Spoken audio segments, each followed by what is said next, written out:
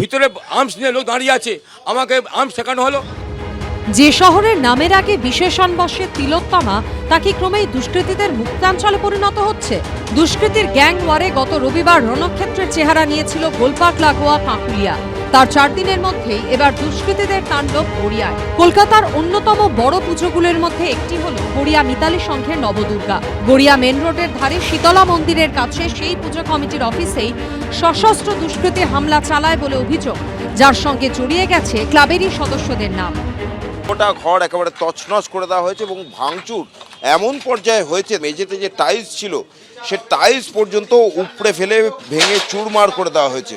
গোটা ঘরে ভাঙচুর চালানো হয়েছে এবং অভিযোগ হচ্ছে আলমারি ভেঙে সেখান থেকে নগদ টাকা লুট করা হয়েছে, টিভি, এসি মেশিন এগুলো লুট করা হয়েছে। অমিত গাঙ্গুলির নেতৃত্বে অমিত গাঙ্গুলি গুন্ডা বাহিনী এসে সকাল 7:30টার সময় আমাদের এই পুজো কমিটি অফিস ভাঙচুর করেছে। ওর 50 খান ছেলে আর্মস নিয়ে এসছে। আমি প্রথমে এসে বাধা দিয়েছি, আমাকে আর্মস শেখানো হয়েছে।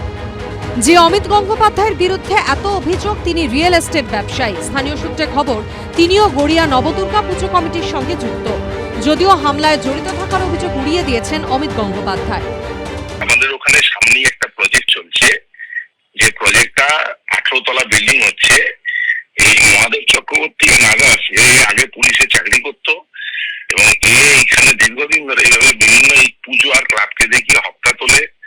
আমার কাছ থেকে 30 লক্ষ টাকা দাবি করেছিল, আমি 30 লক্ষ টাকা দিইনি বলে আমার এগেনস্ট এই অভিযোগ আনছে। যদি আমরা কেউ করে থাকি তার তো নিশ্চয়ই কোনো ফুটেজ বা কিছু থাকবে, ভাঙচুরের করেছি তার তো একটা কোনো প্রমাণ থাকবে। আর দেখুন, এগুলো অভিযোগ করলে তো বিভিন্ন রকম সাজানো গল্প বলতেই হবে।